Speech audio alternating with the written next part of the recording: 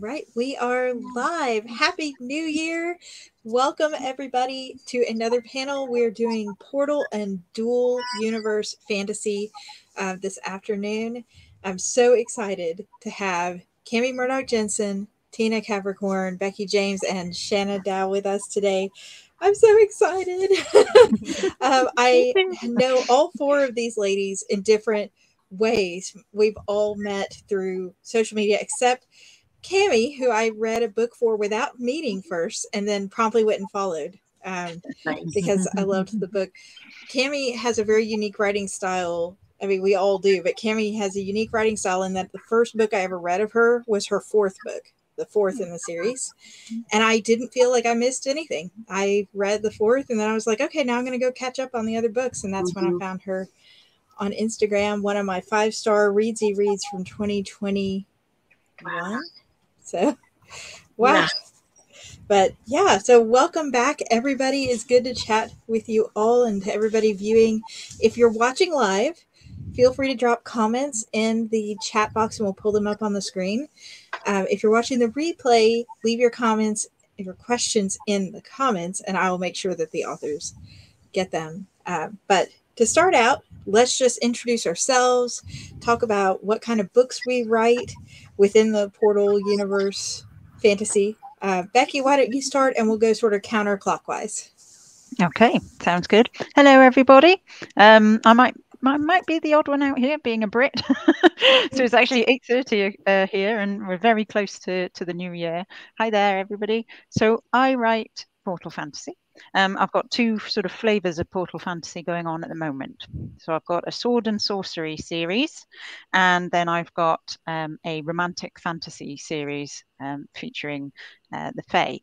So I'll talk about the sword and sorcery fantasy to sort of start with, and that follows a very arrogant swordsman from a parallel world to ours. And there's Earth is a fairy story to them. The ways between the world were lost long ago, and that's good for everybody involved, because Earthian blood or blood from people on Earth can actually amplify magic, and there is a lot of magic on this world. So it's a good thing that the ways between the worlds were lost. But of course, that's about to be disrupted, and I think people describe him as the world's most arrogant swordsman. Lovable. He's very arrogant in the beginning. Yeah. A lot of fun, but he changes and grows throughout the entire series. So the books are actually from his point of view, so he is completely foreign to Earth, and people, readers say that they really like his sort of fresh take on what Earth is like. So it's someone from another dimension coming into our world. And then we do go over to their world and have adventures there as well. And then the other flavor of fantasy that I write is the fantasy that went into the Realm of Darkness box set with Katherine. And that's where we work together very closely, although we knew each other before then. That is following very much Scottish and Welsh Fae. So I'm Welsh. I lived in Scotland for a while. And so I'm bringing those two Celtic legends together. I hope they don't mind me smushing them together a little bit. And so I'm writing about a family of Selkies and the Fae that they meet. There's an eternal war between the Kushi, which are dog shifters, and Catchy, which are cat shifters. And so if you follow one sister, you get one side of the story, and if you follow another sister, you get another side of the story. And the Selkies themselves, they are from Earth. They're from underneath the waves. They come to the surface. So at first they experience the surface, and then they experience this whole other sort of Fey realm with magic and stuff like that. So you sort of get the fish out of water twice, literally fish out of water, seal out of water twice. So yeah, that's what I do. Seal out of water. Seal out of water, yeah. Seal out of water trope. Yes, that's great. So thank you for joining. And Shanna, how about you introduce yourself next? Okay. Well, first, thank you, Katherine, for having us on. This is wonderful, and I'm so happy to meet all the other people on the panel. But yes, I'm Shanna Dow. Nice to meet everyone. And I actually just finished, well, probably about, maybe 6 months ago, my final book in my series. It's a young adult Portal fantasy series, adventure fantasy. And it's a tried and true trope of good versus evil. It's contemporary, so it does take place in our world, in our time. And the main protagonist is a male. He's 15. And I really wanted to write from a male point of view. And it was so fun to explore that. I have 4 sons. So I come by honestly to write from that. But it was wonderful. And just to see his journey, he does travel to different, we call it the multiverse. So he travels to different worlds, has adventures. And the main theme throughout the story is, number one, coming of age. You know, who is he? What is his purpose in life? He, you know, it's hard to talk about it because you have it all in your mind. But actually, I had to have someone else write the blurb for me because I was like, I got it in my mind. I'm giving away too much. What do I say? But he joins an ancient order to restore the balance between evil and darkness. More comes to light as he travels to these multiverses. Wow. He's given special abilities to just get rid of darkness in people because, of course, we want light in the world, in the multiverses. It has a theme of family. I love the dynamic between Marston, that's my character, and his sister. Love that. I get probably more than anything. That's one thing that people write.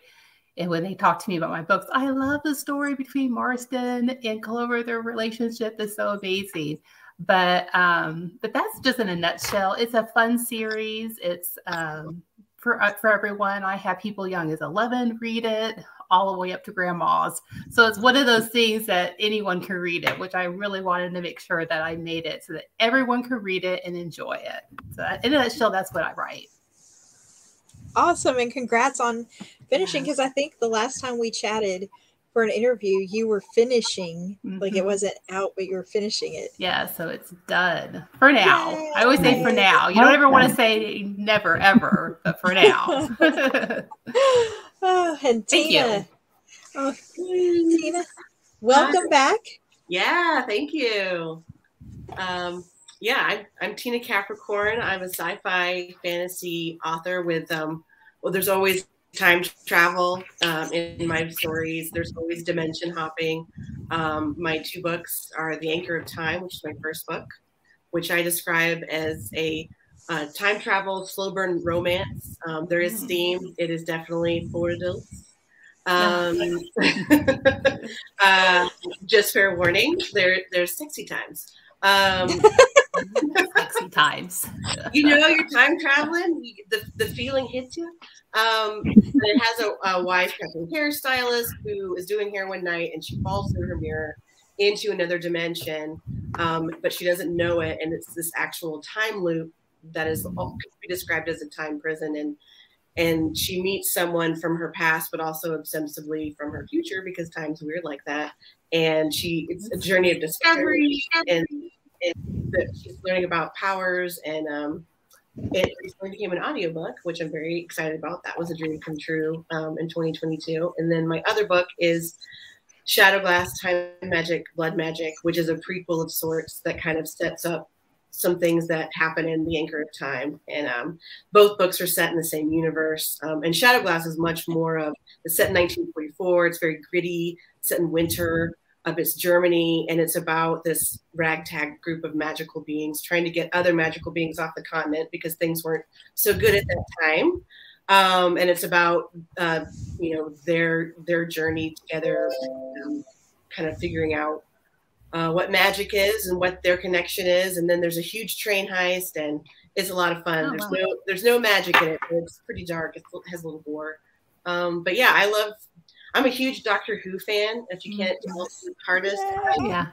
And I'm also a huge Star Trek and Lord of the Rings fan. So if you like those kind of fantasy genres, my books will probably tick off a lot of boxes for you. So, but yeah, happy to be here. Thank you so much, Katherine, for having me back. Oh, my pleasure. And Cami, welcome back to you as well. Why don't you introduce yourself and a little bit about what you write? Thanks. Probably just repeat what Shanna said, only with a female protagonist. So I also have contemporary young adult Portal Fantasy. My series is based on Agnes Ann Kavanaugh. She's a burn victim. She's got some nerve pain and some scarring on her right cheek that she has to deal with. It starts out with her being fairly close to helpless. But it turns out with her, she is the only wizard born on our planet since magic was banned thousands of years ago. There are hundreds of planets and they all have magic, but ours decided to see how far humans could progress with science alone. And so magic was banned. It went dormant. It's sitting there until my main character, Agnes, was born. I became the only wizard, which means that she's got all of the magic on our planet, absolutely no clue what to do with it. And so she gets a couple of visitors from First Earth, which is the title of my first book.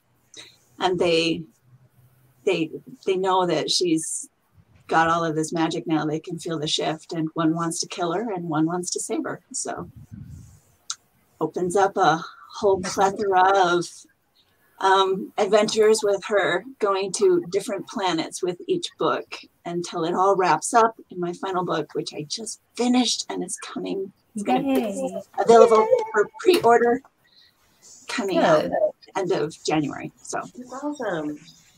I love how many of these panels have books coming out in January this year, because it's like you don't have to wait forever and ever. So we either have books that just came out in the current year, I guess it's about to be the previous year, and then you've got a whole bunch coming up in the new year. So and if you're watching and you do want to see any of the books from any of these authors, all of their links are in the description box. And if you're on Twitter, you'll have to hop over to YouTube to get them, or find these authors on social media. But definitely check them out. I have read something from almost all of you. I think, just they're all worth reading. Great books. So one theme that we've had recurring today, because we kicked the day off with a dark fantasy panel, and a question that came up on that panel was, where is the line? How do you know when you've shifted into a dark fantasy? And I think that that's something that's recurring in several of the other fantasy genres, and the fairy tale retellings we just had found that to be true. Do you feel like there's a lot of dark themes in the Portal dual universe fantasy, or is it more of that noble, bright heroes we can aspire to be type fantasy genre? Who do you want to start with? Yeah, whoever wants to go first. I'll go first. I think the deal with that is where your protagonist is. Yeah. There's always going to be a dark element in fantasy. It's like it is very, very strong good versus evil. It's part of the definition of fantasy. When a few years ago, my girls were really struggling with depression and stuff, and one of their therapists actually recommended they read fantasy because good always triumphs over evil. And when you're in that depressive state, it's really hard for you to see beyond everything that's dark and hard right now. And that's why fantasy is so good, to give you a little bit of an escape from that. But if you switch so that your protagonist is playing with that dark stuff, I think that's where it becomes dark fantasy as opposed to just fantasy. Yeah. Yeah, I agree.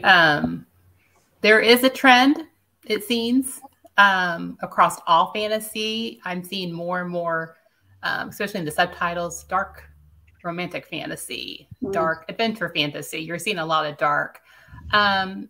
And I don't think it's necessarily a bad thing. I agree with Kimmy. I think it's what you do with it.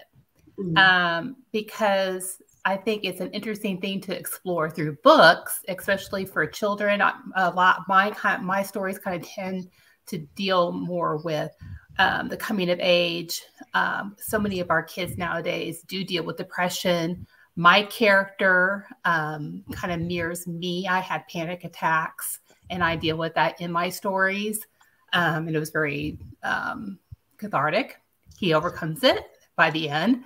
But dealing with that, it allows the reader to be able to explore it safely, because they're reading someone else's story, and they can put themselves in that position, in that story, in those feelings, and feel it in a safe way. Okay, well, this is how this character dealt with that. Well, then maybe I can deal with it too. And so I don't think it's necessarily bad, but you want to make sure that at the end, good wins, light wins. Like Batman. Exactly. An anti-hero. And I know not everybody agrees with that, but that's how at least I want my readers to feel. Yeah. It's like, can the protagonist actually change anything in the world as well? Like, do their actions matter? And like, when they are able to change it and find the way for themselves and therefore for the world and save the world, then it's sort of noble, bright, light, good versus evil, and good wins. And then when it's, you've done all this, it still doesn't work, then that's more sort of gritty, grim, dark for me. Right. There's a place for everybody. Right. Yeah, definitely. Yeah, I feel like also within the concept of portal fantasy and the dual universe, those darker elements are often useful in terms of showing a world that is contrasted to ours, or in terms of world building. And just, you know, one of the greatest things of writing is to turn a norm on its head and invert it, and then that there makes a conflict. That makes a conflict. That's right. My southern roots are coming out. That makes a conflict, and so a lot of times, like, I'm thinking immediately of Doctor Strange and the Multiverse of Madness, because we saw go through a lot of different portals and a lot of different worlds. And I'm just kind of thinking, like, man, I wonder if the paint world thinks that we're really harsh because we don't let things flow. You know what I mean? Like, just a perspective shift can also make something appear very dark and sinister, where, you know, we're writing fantasy, so this other fantastic culture can have completely different concept of what is dark or inappropriate or whatever. And so I think, too, when you have the concept of a dual universe, like playing with those themes of morality or things like that can be very interesting, especially if you have a big, fantastic character. Like I have a big, fantastic character, Renata, who, you know, spoilers, has some pretty fantastic powers. And it's, you know, interesting. She's I would describe her as a good person, but you know, as the story develops and she gains more power, she does change, and with great power comes great responsibility. So there's your conflict too. Like, you know, maybe you're a good person, like Joe Schmo walking down the street, but suddenly you go into another universe and you have more power, and what does that mean? Right. Yeah. So in a lighter note, shifting to a lighter question, and if you're a reader, hopefully this will shed some light on the two different genres on the panel. But what is the difference between a portal fantasy and a dual dimension fantasy? I do not know. Well, I'm dating myself by mentioning this TV show. But did you ever watch the TV show Sliders? Yes. Okay. So that was more probably dual universe. I could be completely wrong, but it's like, it's the same, because mine is definitely portal, because depending on the world is the same, but it could be tons of technology or hardly any. So they're like, you know, living in tents. So it's kind of it's just different. They evolve differently, different times. But I would think dual, Tina, maybe you can help me with this too, but I would think that it's basically the same time. But I just felt like I really needed to just leave the panel. Like, that's a question, because a lot of authors don't know. Yeah. You know, I think and sometimes part of the problem is they can overlap. It's not really a problem, but you know, sometimes portal fantasies are dual dimension fantasies. And when I took my editing courses, I think one of the easiest definitions that stuck with me for this was a portal means a portal transports them somewhere. If they get there through a portal, it is a portal fantasy. Right. Whether that portal's like a physical portal or a brief opening in space and they're zapped through, like, boom, portal fantasy. There's a whole bunch of niches and cliches. So if you're watching and you're a writer and you have a more poetic definition, feel free to leave that in the comments for future viewers. But there are people that would say the portal needs to go to a different time or, different place. But one thing about dual dimension is, for what I understood it, which could be, it's all subjective when it comes to genres. Yeah. Dual dimension means that you have two separate, often parallel dimensions that are running together. They don't have to be that way. Like Tina said with Doctor Strange and the Multiverse of Madness, a lot of times the portals he sees are future versions. He sees outcomes and he comes back. They're different dimensions. They can be slightly ahead, slightly behind. Right. And traveling between, but usually dual dimension means you have at least one other dimension that characters are existing alongside, and that doesn't necessarily mean that they're always parallel, where you're going to meet a version of yourself there, or they have their own version of the Eiffel Tower, but it can. So it's all the timey-wimey, spacey stuff. Yay. I'm glad that my mental definition matched what you said. Yes. Yes, Katherine put it a lot more poetic, and yes, that was good. There was another ask about genres. And I'm like, I know. Well, and it also kind of overlaps into sci-fi because, of course, Portal. It does. Yeah, so it's like you said, there's so many different genres that overlap and weave in together that it's really hard to say, this is what I'm writing. No, I have elements of 5 different other genres. Yes. Yeah. And I'm glad you mentioned Doctor Who, because that's quite interesting in how they play around with it, because it's kind of dual universe, kind of portal, kind of like Stargate type stuff. It's everything, but the core of it is the characters and the character development. And exactly. That's the meat and potatoes. Yes. Yes. Like, I don't know. I'd love to hear y'all's opinion. I personally would think if your main theme is not about the portals or the other dimensions, and the main theme is something else, like in Doctor Who, it's the sci-fi mysteries and all of that, that it falls more into the broader genre and the rest are subgenres. Yes. But if it's focuses on, like, the whole point of this story is how do we get back through the portal, or how do we survive in this dual reality, then maybe it's one of those other as your predominant genre, because you can have more than one genre. So. Oh, yes. Yes, you can. Yes. Cami, we got a question for you on social. I love that your main character overcomes chronic pain in the series. Is this based on personal experience? Yes, it's based on my daughter. I think we talked about this the last time we met. Should I tell the whole story? So my daughter, when she was 13 years old, started getting really bad migraines, and we couldn't find any reason for that. And then they expanded into more serious and, quite frankly, scary symptoms. She would be just walking down a hall and her legs would lose strength and give out, and she would just collapse onto the floor in the middle of the hallway. We had no idea what was going on. She would start sweating and she would go pale, and she could just hardly even lift her head up. And it took years of doctor after doctor trying to figure out. We did eventually get an accurate diagnosis, and she's handling things much better now. But it's a managing thing. It's not a cure thing. But in the meantime, she got very discouraged, very depressed, didn't want to go to school, didn't want to get out of bed. And I needed a reason for her to keep trying. And she's very, very, very into books and fantasy. So I decided to write a story for her I love that.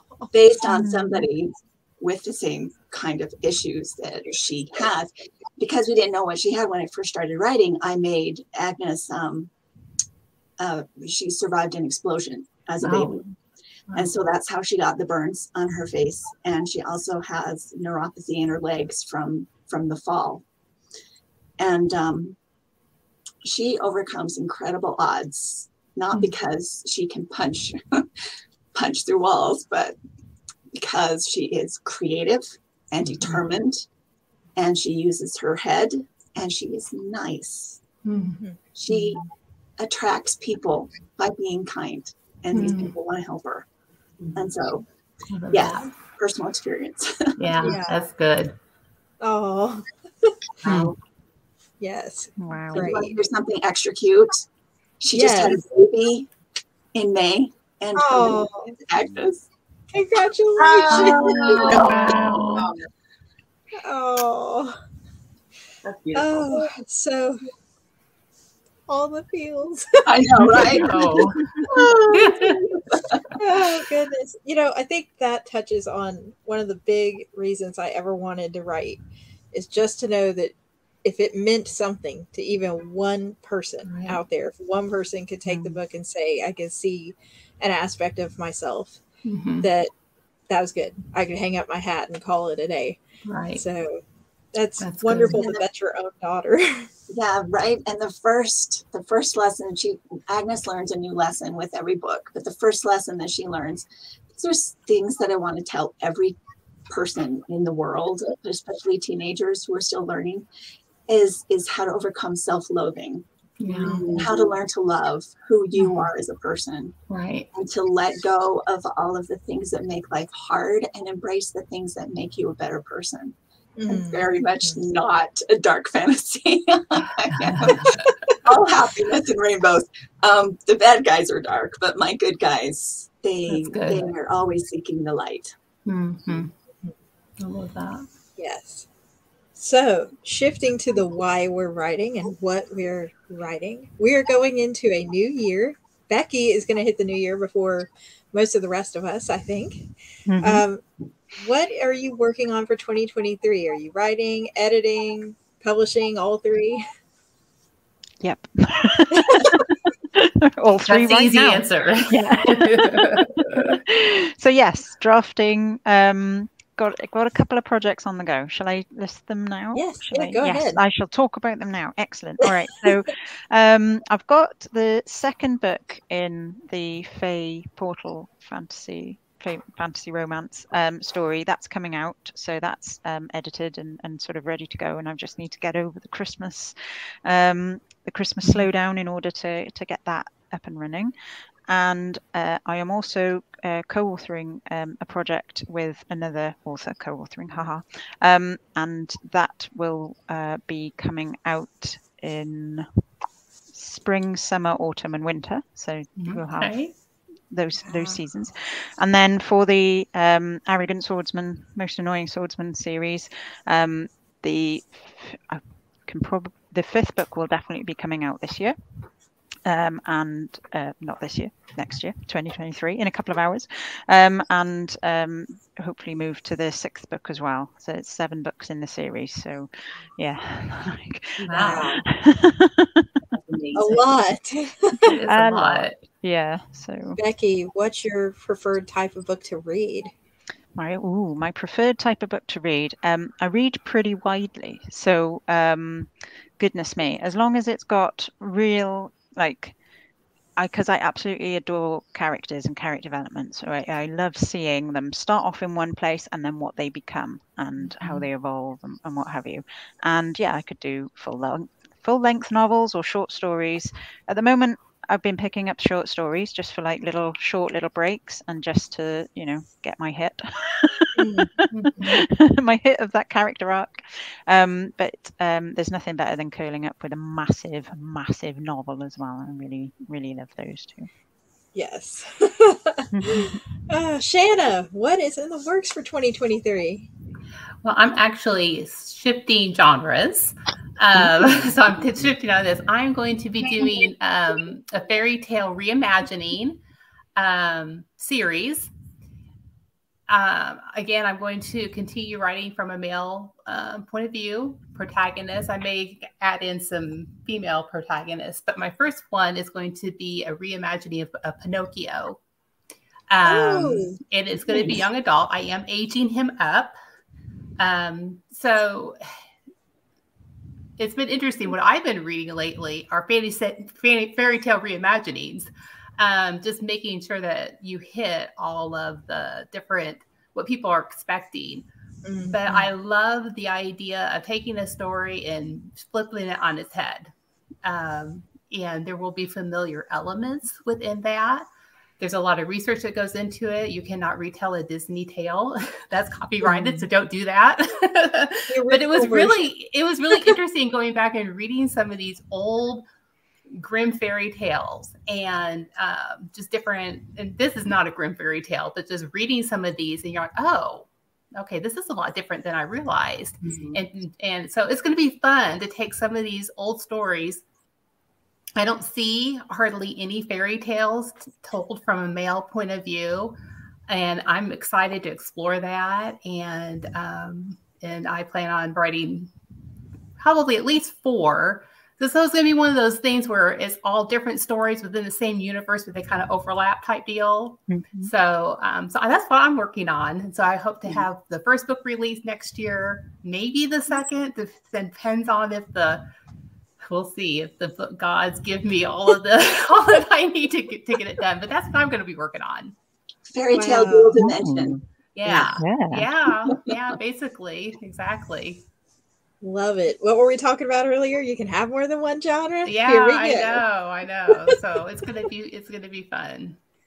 Oh, Tina, what is in the works for 2023? You've had a really active year this year. I did.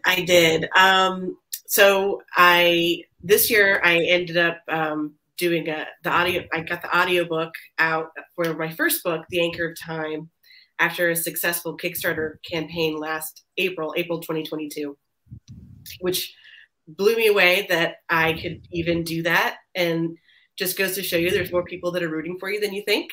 And if everyone gives $20, things can happen, so anyway, shout out to my backers.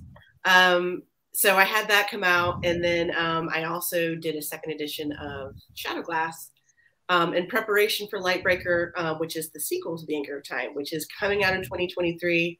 It's a late breaking thing. I've been talking with my editor, and I'm thinking about actually delaying the release, or not thinking, I am, but I'm not sure when. So if you want to know more about the sequel, about when it's coming out, it is coming out in 2023. To follow me on Instagram to find out more. And then as far as new projects, besides getting out the sequel, Lightbreaker, I've really, really, really been looking forward to writing a Christmas romance between 2 of my characters, between Elohim, the Shadow Elf, and Gaspar Longfoot, the berserking gnome / gentleman cobbler. I really want to write a Christmas romance about how they met. I really want it to be set back in like ancient times. Like, I want old Mother Floss to be involved. Like, go back and look at some really old Yuletide spirits and bring in some like really old folklore, because Elohim kind of leans Norwegian and Viking-ish in his character build, I would say. And so I've just always really wanted to do a romance between them and how they met and everything that led them into Shadow Glass. So I really want to write a Christmas romance this year. That's my goal. And also I'm going to get out the sequel to The Anchor of Time. So if I seem a little scattered, that is why. So many projects. Yeah. I think I feel like among all of the panelists, I feel like such a baby author. I'm so like humbled that I get to be here, because I only have 2 books out, and but I definitely feel like I'm doing what I'm meant to be doing. You know what I mean? And gets me in front of the computer every day is these stories are here, and I got to get them out. And I'm just so blessed, to have run into cool people like this, like all of you, and get to just build that community. Absolutely. So I still feel like I'm figuring out my process. And so I think this year too, I really want to give myself grace and space and time to really understand my drafting process, because I feel like I still I need to fine tune that, which will help every other aspect of being an indie author. Because 2022, I overworked. I definitely overworked. And so see all of you with your several books out. I'm like, how do you do it? Tell me. I said on one of the previous panels that it looks like I have a lot coming out next year, but it's really a whole bunch of books that I wrote back in high school. So really I'm just revising, and it's not the same amount of work. And so it's I was sharing with another author as well recently. You never compare your journey to somebody else because you only see, the physical aftermath of what had been years, of somebody else. I think one of the things being in the Realm of Darkness box set taught me this year was that bestseller title in the end means nothing if nobody actually reads the book. And even if you sell 6,000 copies at 99 cents a book, that's really not as much money as you might think. So, it's not like you can quit your day job with that. So it's still very much a passion project. And Tina, you've been working at this since I first joined the Instagram community back in 2021 and late 2020, and are one of my biggest inspirations. Oh, thank you so much. I just hope that I never come out of the baby author humility, even if there's an area that I get more practiced in, because you can always learn so much from this community. So much. I've already learned just from listening to all of you just talk about your books, just getting comfortable talking about my work and being like, I know what my work's about and how do you talk about it? Because there's a great deal of vulnerability, especially with Lightbreaker that's coming out. I was surprised too when I was writing it. Like, I was like, this is a love letter to teenage Tina who struggled with self-loathing and understanding how to love herself and be worthy of love. And so it's been a very interesting book because I'm quite a bit older now, and my first book took me 6 years, and so I'm drafting a lot faster, but it's still just like, oh, we put ourselves and our experiences on the page so much, even though it's fantasy. Absolutely. So it's just so interesting. So anyway, I didn't mean to veer off in the wrong direction. I really want to talk to Cammie about what you're coming up to this year, because I am putting all of your books on my TBR. Yes, Cammie, you mentioned book 5. What have you got going? Yeah, book 5. I just got my do not sell author's copy. There it is. This way. It's so tempting. Oh my Like, no, you have to go click her link to see her book. That's right. That's right. Cool. Book 5 is called False Earth. It's I tell you, wrapping up the final book in the series. Anybody else just like have kittens over that? So hard. I know. Yeah, because you don't want to write the end.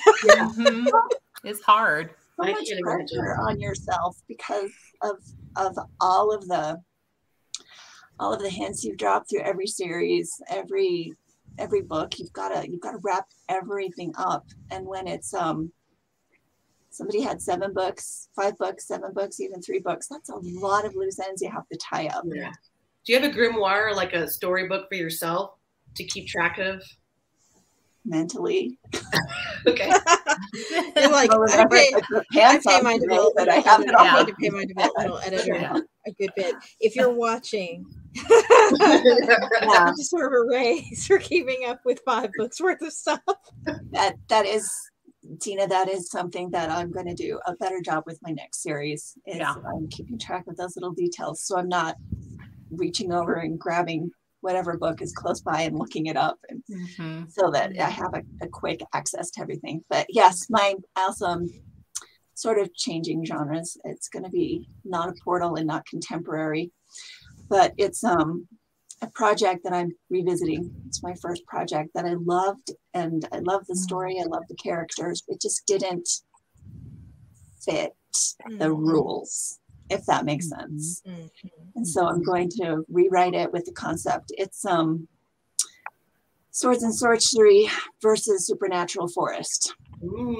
That's gonna be fab. It's fun. And it's called The Lure. And the reason it's called The Lure is because everything that grows in this forest uses false emotion to draw in their prey.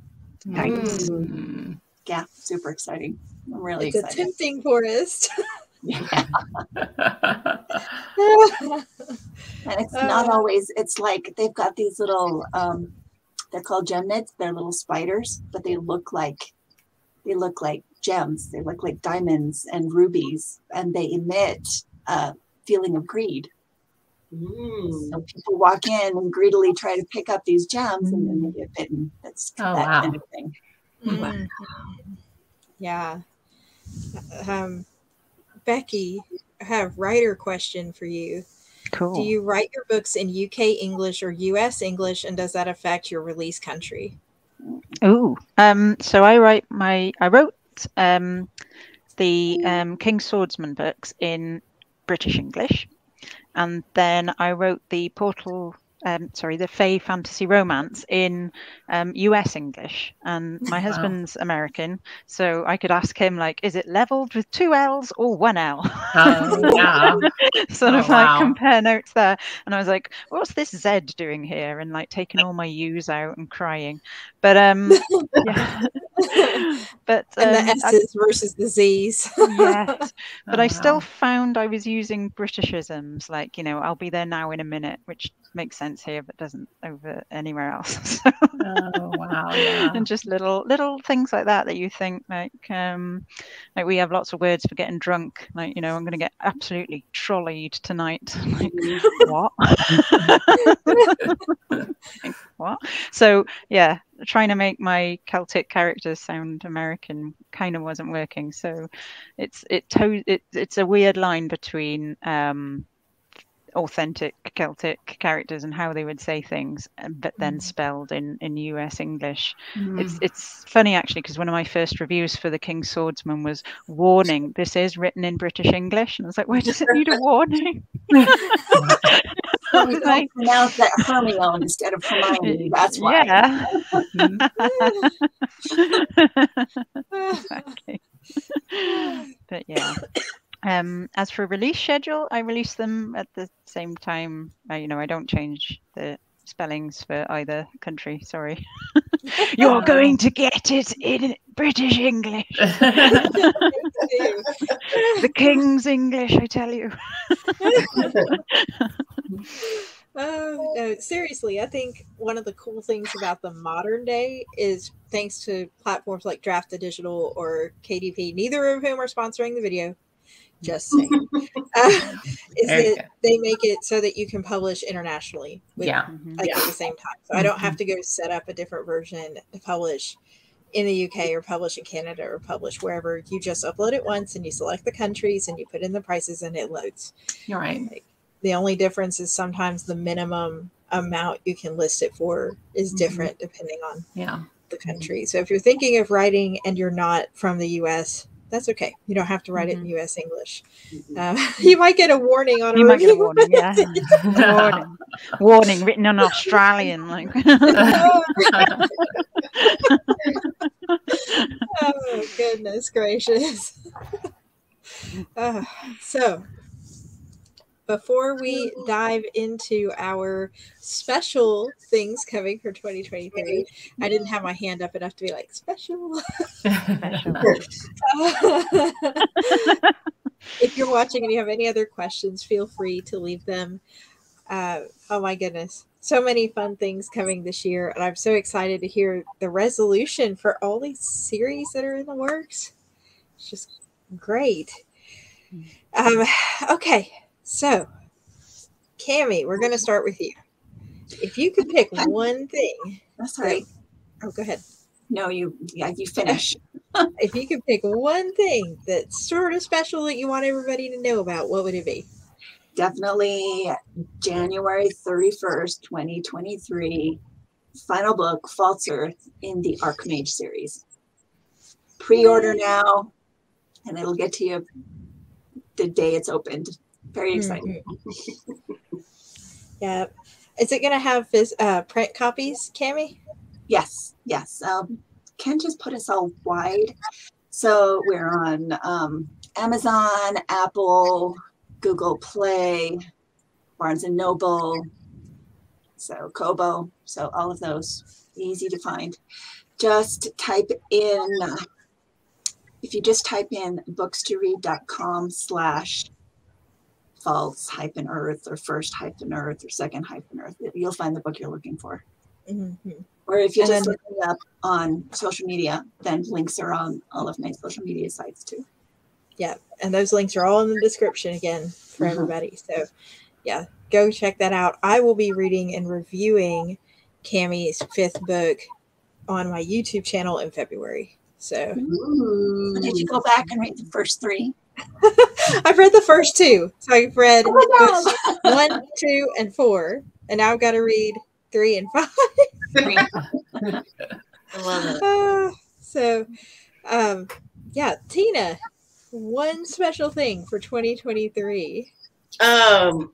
One special thing I would say to get yourself prepared for Lightbreaker, it would be a great idea to go ahead and download The Anchor of Time. It's available on Audible, iTunes, and Amazon right now.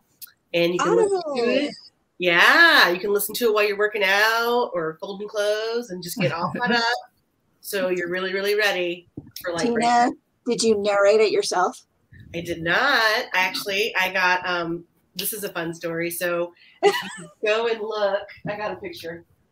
This is the cover. And this, I don't know where the camera is.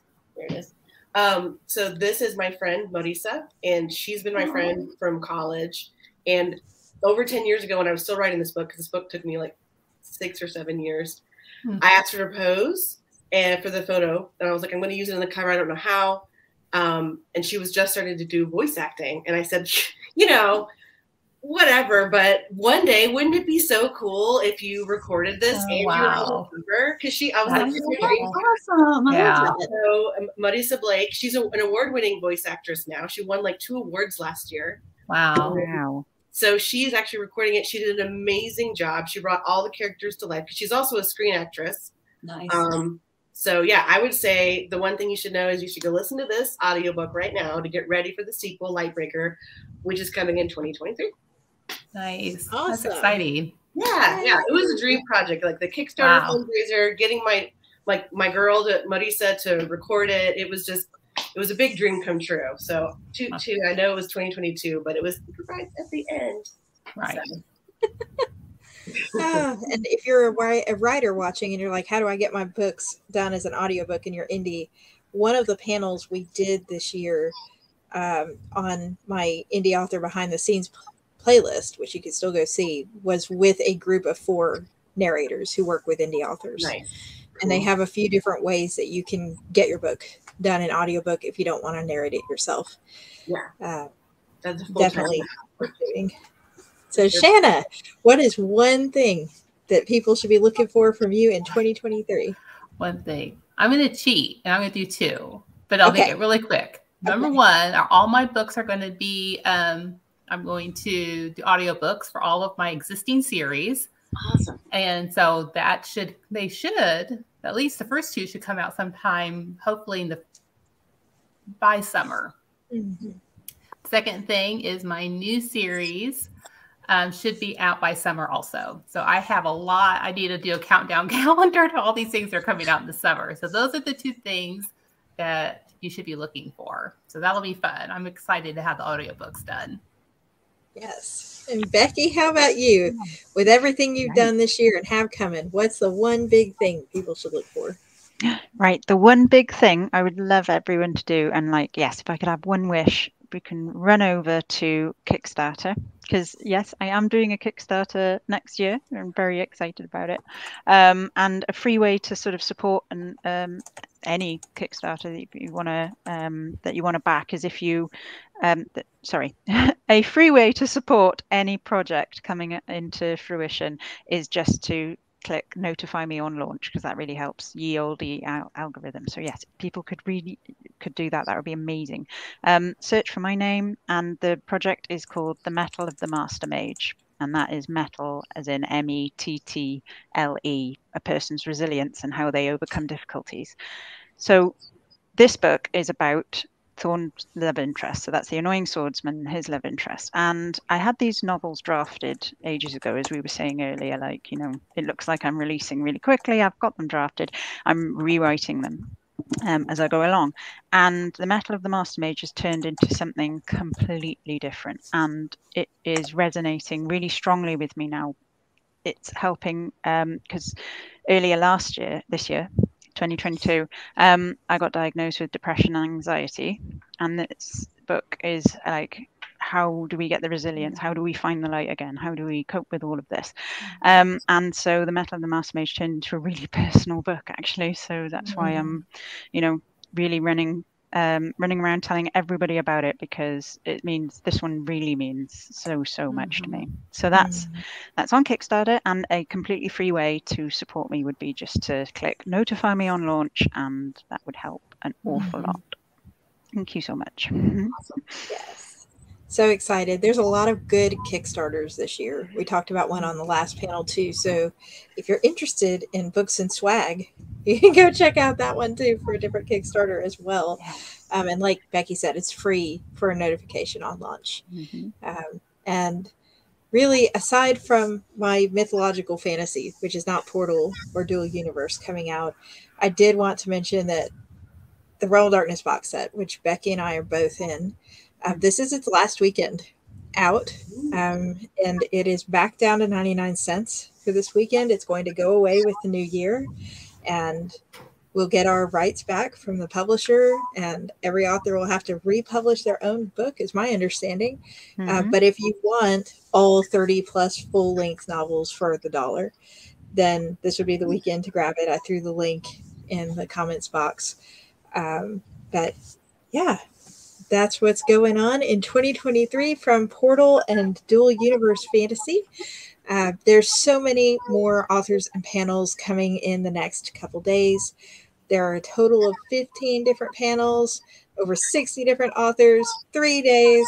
So you can go ahead and subscribe if you'd like to get notified for our next one, which is coming up here shortly.